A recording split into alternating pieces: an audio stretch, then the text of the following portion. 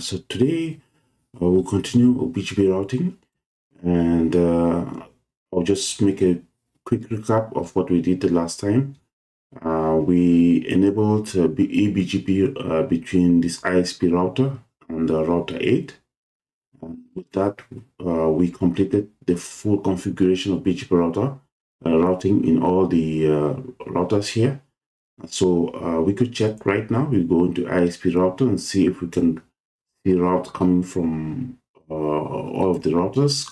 That's router 1, router 2, router 3, 4, 5, 6, okay, 8. Because router 9 is route reflector. It doesn't participate in BGP. It does participate in BGP, but just for reflecting the routes, okay. And then router 7 does not participate in BGP. So if we go into our, let's say go into ISP router, this one right here, AS99. I go in there and I do show IP route. Okay, so what we see here, we see route, this coming from router 1. This prefix coming from router 2, 3, 4, 5, 6, 8. Okay, router 7 does not participate. Router 9 is a route reflector. And also we see these loopback interfaces, okay? These loopback interfaces that we put on router 8. So we see everything is coming in, okay?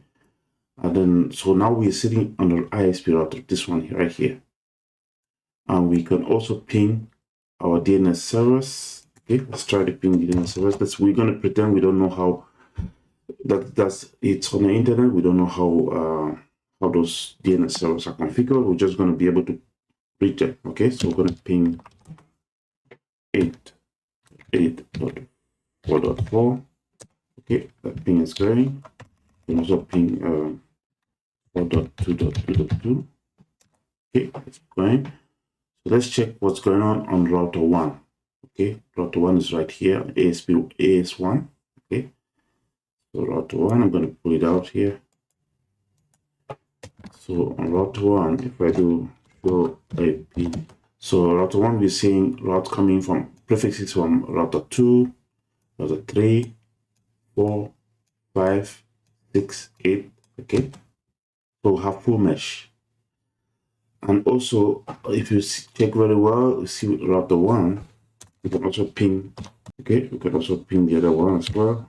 So what we see is that on router 1, okay, on router 8, router 1 and router, which is the ISP router, these two routers are edge routers, okay? So they have direct connection to the internet. And so because of that, we're going to make our first BGP path selection manipulation, okay? And that's actually one of the things that BGP does well, okay, this path selection. If you remember in IGP, like OSPF, ERGRP, and all the other IGP routing protocols, they use a metric, okay, to define how routes are, are routed through the internet or through their local AS. For BGP, they use what we call the attributes. Okay, BGP uses attributes, and we're going to use attributes right now to make sure that this router 8 is not a transit zone, okay, for our ISP router. Okay, and what that means is we don't want to see routes coming from router 1, okay, on ISP router. Okay, we only want on this ISP router, we want to see only this neighbor, this R8 routes, okay, not any other route coming from AS path, from ASs beyond it, okay. So we're going to use metric for that. And then so for BGP metrics, we have BGP uses about 11 metrics, okay. And so in order, we have wait, local preference, originate, AS path, okay, in this order. That's how it's, so which means the wait metric is more preferred than the local preference, and local preference is more preferred than the originate. Actually, the most important, okay, for your exams and most for your CCN exams and even sometimes CCNP is the most important are the first four. Okay, that's to the first with the med attribute as well.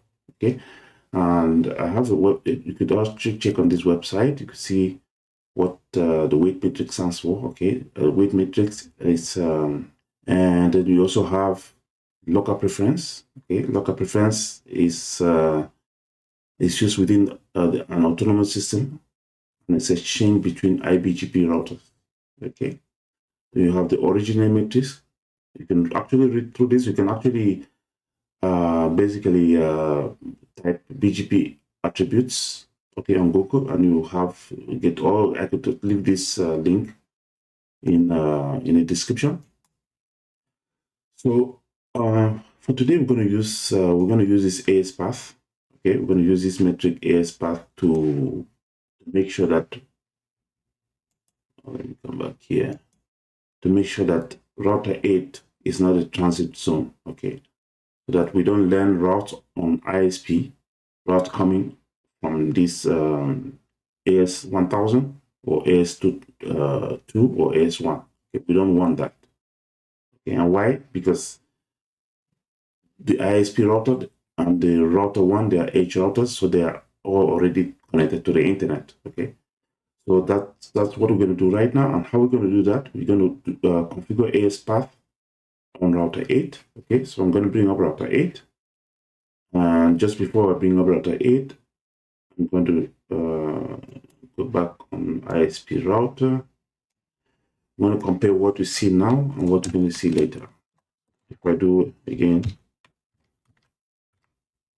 okay, should I be BGP? Okay, so these are the routes we're learning right now.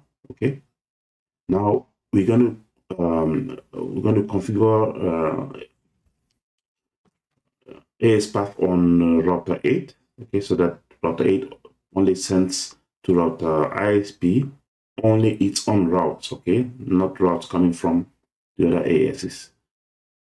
So how do we do that? Let's go into the route. So the first thing we want to check is on router 8.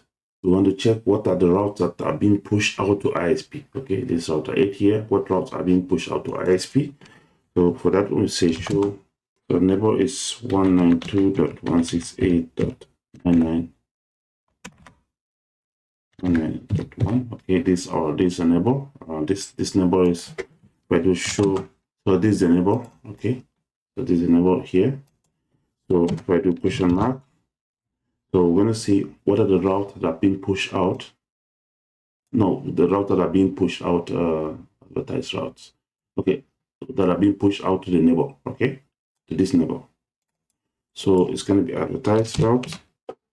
Okay, so these routes, all of these routes are the ones that router 8 is basically pushing out to ISP. Okay, so after we configure, we should see that all these routes are gone. Okay, all we're going to be left out is the routes that are originated by our ISP. Okay, you see next hop is the same ISP, okay, 0.0.0.0, which means it's router 8. Okay, so now how do we do that? If you could check here, I'm using I'm going to use regular expressions with BGP attributes. So it's going to be configured terminal AS path access list 1. Okay, permit. You see, this sign is the beginning of the string, and this one symbolizes the end of a string. Okay, in regular expressions. So in between the beginning and the end, there's nothing in there. Okay, and this is used when you want to define routes originated by the router itself. Okay, so to get more information about this on regular expressions, I have this. I'm using this block here. So whereby you have this sign defines the start of a string. This one defines the end of a string. Okay, so I'm using this one, this example. This is actually an example here. Okay, so with this one, I'm defining the routes locally generated, okay, on the router itself. So it's going to be very simple. It's just IPAS path access list 1 permit from beginning to the end of the string. There's nothing in there. So let's do it right now. And then I'm going to apply this on the BGP out-facing interface, out-facing to the AS1, AS99. I'm going to go out of there. Now we're going to do that same. So we're going to see now on route what routes are being pushed from router 8 to router ISP. Okay. So for that, we're going to show BGP. So we're going to check what are the routes that are being advertised from router 8 to the neighbor. So as you can see, only the routes originated by our router, okay? Only the routes originated by this guy are being advertised to this guy, okay? If you compare to what we had before, we had routes coming from our neighbor, okay, the 6 router. Now we have routes only coming from router 8 itself, okay? Only router 8 itself. So now, if we want to check on router, on the ISP router, what routes are being received, I'm going to do show IP. Okay, so you can see quite clearly the routes that we're receiving right now are the ones that are coming from our directly connected neighbor. Okay, we're not getting routes anymore we're no longer getting routes from AS beyond AS 64512. Okay, so that's exactly what we wanted, and it was straightforward. And then in the next video, we're going to continue BGP path selection, but this time around, we're going to see how we can define how routes are done between this AS2 and AS1. Okay, routes coming in from AS1000 to AS2, and then going to AS1. How we can basically define those routes. Okay. That's going to be our next video. All right. Thanks so much for watching, and then talk to you in the next video.